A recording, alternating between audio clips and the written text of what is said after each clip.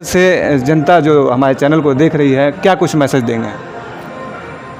Message तो स्पष्ट है कि हम अपने भाइयों से अपील कर रहे हैं, निवेदन कर रहे हैं कि गोपालगंज को विकसित बनाने के लिए, विकास करने के लिए आप हमें हाथी पर बटन दबा करके 3 तारीख को आप विजयी बनाएं। न्यूज़ में आपका स्वागत करता हूं। दोस्तों, आज हम पहुंचे हुए हैं गोपालगंज के चर्चित नेता के पास, साधु यादव जी के पास। आज हम जानते हैं कि ये अपने क्षेत्र में घूम रहे हैं, लोगों से वोट मांग रहे हैं कि तो क्या इनका मुद्दा है, क्या कुछ है और क्या कुछ कहेंगे। सबसे पहले तो सर स्वागत है हमारा आपका। Thank you.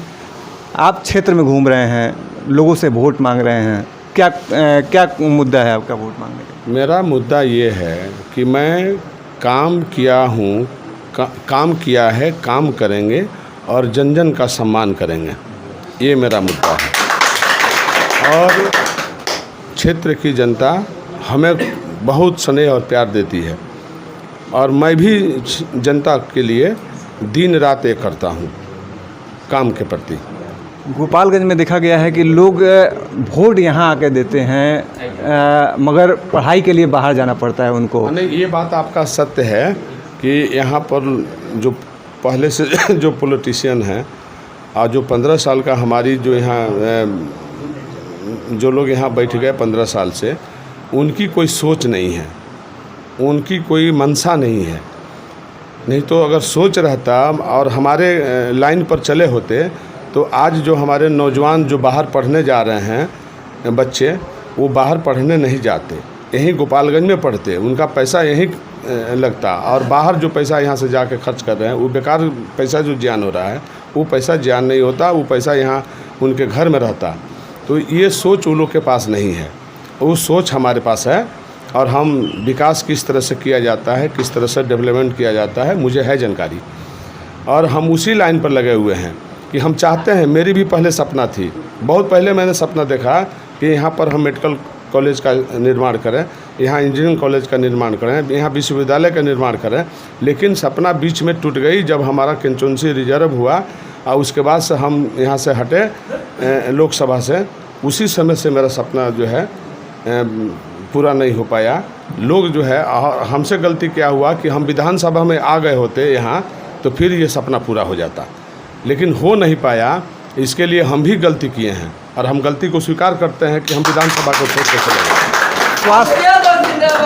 स्वास्थ्य को लेके हमेशा यहाँ देखा जाता है, कभी भी किसी को कोई भी बीमारी होती है, चाहे कुछ भी होता है, तो लोग रेफर हो जाते हैं यहाँ से, मगर आधे रास्ते में ही जाके वो दम तोड़ देते हैं। बात सही है कि स्वास्थ्य के क्षेत्रों में जो हमने काम किया था, हम जहाँ काम किए थे वहीं छूट गया। हमने 60 बेड का यहाँ सदर अस्पताल बनाया था और ब्लड बैंक बनाया था, आँख का अस्पताल भी हमने बनाया था।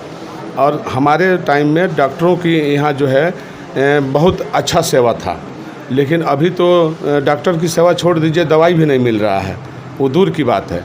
तो अभी जनता का जो स्नेह और प्यार मिल रहा है, तो हम जनता से यही अपना भाइयों से अपील करेंगे कि विकास के लिए और गोपालगंज के विकसित करने के लिए नौजवानों को, किसानों को, बेरोजगारों को ये जो रोज़गार हम देंगे, ये दिन दूना रात चौगुना की तरह हम काम करके दिखा देंगे, फिर जैसे पहले किया है। आपकी अभी लड़ाई किससे है गोपालगंज में? आपका अभी विरोधी कौन है? आपके लड़ाई किसके? हमसे किसी से लड़ाई नहीं है। यहाँ की जनता जो है, जनता से लड़ाई है, वो लोगों को, हमसे लड़ाई नहीं है। बाढ़ की समस्या गोपालगंज में सबसे बड़ी समस्या आती है बाढ़ की, तो बाढ़ के लिए आपने क्या कुछ सोचा है? देखिए, पहले हमने बाढ़ को कंट्रोल किया था, ये सब हमारी जनता जानती है गोपालगंज की, कि बाढ़ को किस तरह से कंट्रोल करना है, किस तरह से कंट्रोल किया जाता है, वो हमें जानकारी था, हम करते भी थे। हम आपके माइक में नहीं बोलेंगे, क्योंकि हम कहीं बोलेंगे तो हमारी जनता तो खुश होगी, लेकिन बाहर की जनता दुखी हो जाएगी, तो हम किसी को दुखी नहीं करना चाहते। लेकिन हम अपने जनता के बचाने के लिए किसी भी हद तक हम जा सकते हैं। लेकिन अभी बाढ़ का जो समस्या है, ये हमारे ज़िला में बाढ़ से, सुखाड़ से हमारा किसान ही मारा जा रहा है, हमारा जो किसान भाई है वो मारा जा रहा है।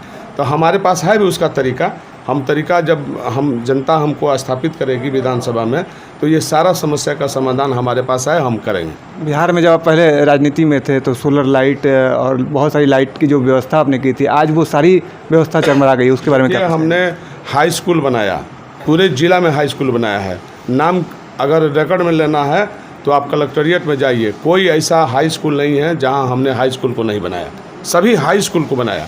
कोई 2 लाख रुपया दे देता है तो वो पूछता है कि निर्माण हो गया, नहीं, मैंने 50 लाख दिया, 1 करोड़ दिया, तब हम इतना पैसा दे करके बनाया। 40 लाख रुपया दिया, 50 लाख दिया, 80 लाख रुपया दिया, तब निर्माण हमने करवाया। तो इतना पैसा खाली विधायक के कैपेसिटी का चीज़ नहीं है, MP का कैपेसिटी का चीज़ नहीं है। हम दूसरे भाइयों से, राज्यसभा के सदस्यों से, विधान परिषद के सदस्यों से पैसा ले आकर के हमने गोपालगंज में खर्च किया, तब हमारा विकास हुआ।